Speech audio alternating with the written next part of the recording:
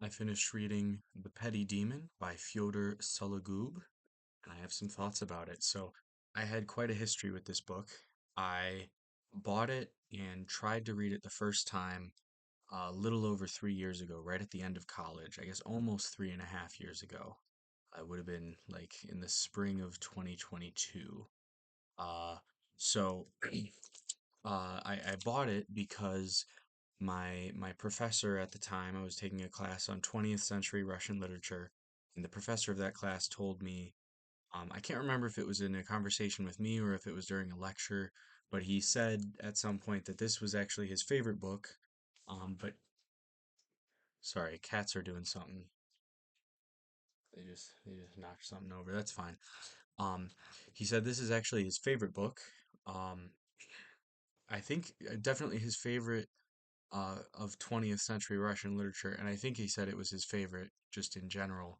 And I mean, he specializes in the 20th century, so it would make sense. But he can't teach it to undergrads because he knows too much about this book. He likes it too much, and he would be too tempted to go into a bunch of detail that would be sort of beyond the scope of an undergrad class. So he does not teach this book to undergrads because he likes it too much.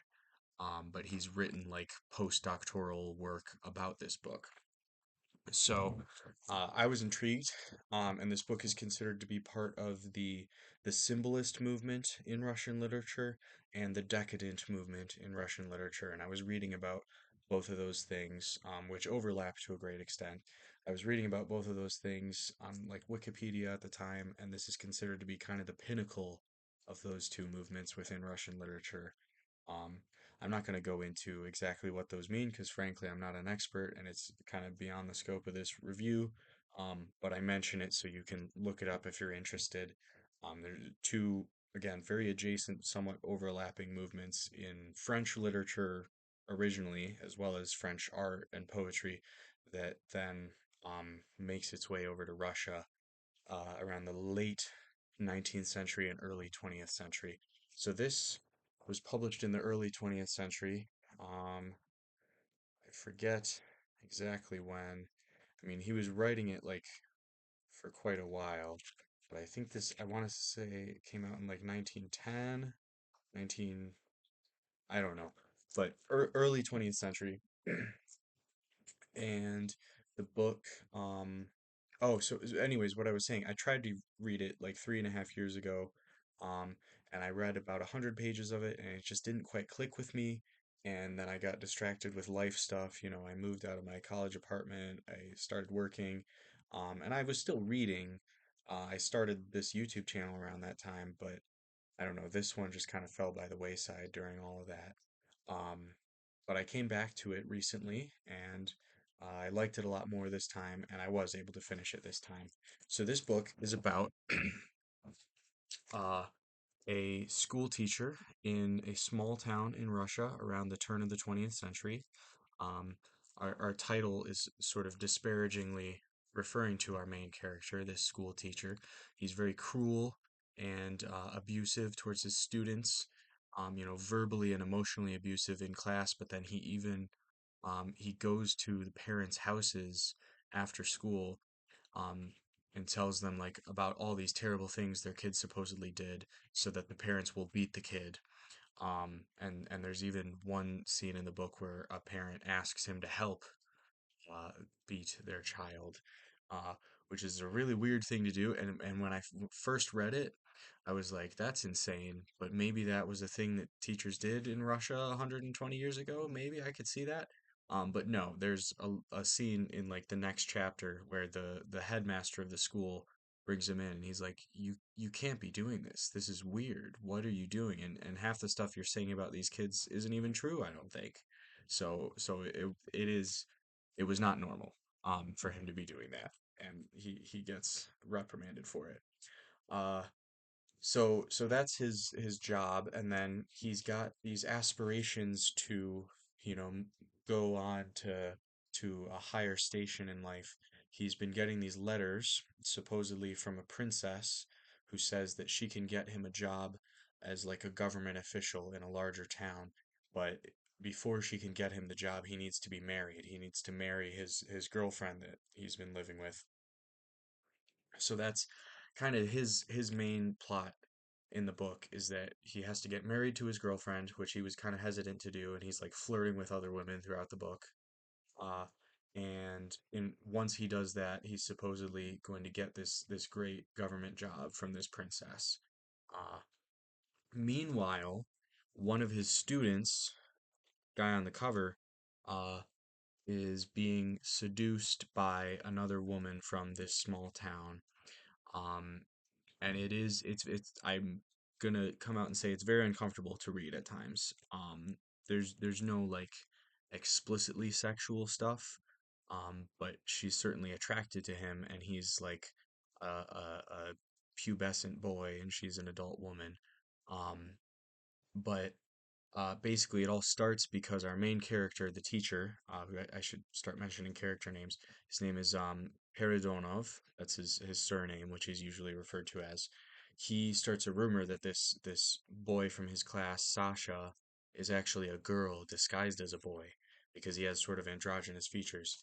And it's not true. He is a boy, but this woman Lyudmila, she is intrigued by that idea, and she becomes very attracted to this schoolboy, and she ends up like befriending him, and they hang out together, and there are some very, again, nothing like explicit, but there's some very uncomfortable scenes where she's clearly like has sexual desire towards this child. Um, so that's sort of a side plot that's going on, and I would say Lyudmila is kind of our secondary protagonist, our secondary. Uh, I don't even want to say anti-hero because there's not even any heroic aspect to either of these characters, but structurally they are the two protagonists.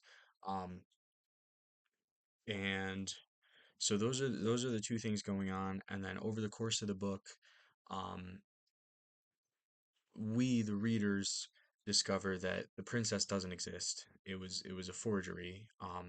People are just like playing a prank on him. Uh, Peridonov never figures that out, but he does get this sense that people in the town are conspiring against him, and he has all these paranoid delusions that like he thinks the princess is real, but there's a vast conspiracy among everyone in the town to keep him from getting the job from the princess, and he slowly goes insane over the course of the book, and he ends up by the end he's like completely lost his grip on reality. And but interestingly, he's one of the few people who is willing to call out Ludmila for her predatory behavior towards this young boy. Um, but because he's the person spearheading it, and people begin to notice that he's going insane, they're like, "Oh, he's being weird. He made that up. He's crazy. I'm sure Lyudmila is fine and is just friends with this boy." So people end up not believing him because he's clearly going insane, but he was right about Ludmila. Um, so that's roughly the plot. Um, but I think the compelling thing about it is his mental deterioration. Deteriorate. I should be able to say that word. This is not like me. I can deteriorate. All right. Let me look at the spelling. Deterioration. Okay, I was saying it right. Anyways, the Paradona's mental deterioration throughout the book, I think, is the most compelling thing, and I think maybe that's why it didn't click with me the first time because through the first like quarter of the book, he's I mean, he's cruel to people and he's kind of stupid, but he's not crazy. For the first quarter of the book, he's not crazy. And him slowly going crazy, I think, is the most compelling thing about the book. Um, and I think it just worked out that I didn't get to that part until I was very busy with other things in my life, and that's why I couldn't click with this book the first time I tried to read it. But it went much better the second time. And yeah, so Petty Demon by Fyodor Sologub, a masterpiece of symbolist literature, decadent literature. Uh, there's a couple other authors from those movements that I have been meaning to check out. I feel comfortable doing that now. I want to read The Fiery Angel by Valery Bryusov. I think Bryusov and Sologub were acquainted with each other. I think they ran in some of the same circles. I don't think that one's as highly acclaimed as this one, but I am looking forward to checking that one out. Also, if you try to find this book, particularly if you're looking at used copies, because I don't know if this edition is currently in print, but if you're looking for used copies, this is the edition you want. It's from Artis Publishing from Ann Arbor, Michigan, and the reason you want this edition over any other is because it's got this massive appendix. Look, I've got a flag here. Everything past that green flag is this big appendix with sort of variations of passages from the book that were not originally published but were like found in Sologub's notes. So if you want to look through all of that, there's a bunch of that, and then there's also uh, we've got appended some like critical essays about the book from literary scholars. So that's pretty cool. I haven't read those yet, but they are there if you want them. So try to find this edition if you're looking for this book. It's a good one. I remember I told that professor like, hey, after you talked about that book, I went and bought it and I showed him and he's like, yeah, that's the one you want. I'm glad you got that one. Um, yeah, so I do recommend this. Obviously, big content warning about the sort of predatory relationship between an adult woman and a young boy in here. If that's not something you're comfortable reading about, I would totally understand. It is uncomfortable to read at times. I do think I feel confident saying that Sologub is not endorsing that relationship. Given that the book is like 110, 120 years old or something like that, you might think like, oh, maybe things were different and maybe the author was okay with that. I don't think that's the case. I think it's pretty clearly intended for the reader to not be down with what Ludmila is doing. Um, but whether whether whether we're endorsing the behavior or not, the behavior is in this book, and if that's not something you want to read, I would understand. So I'm just warning you that that is there. Yeah, Petty Demon by Fyodor Sologub. With that caveat, I do recommend it.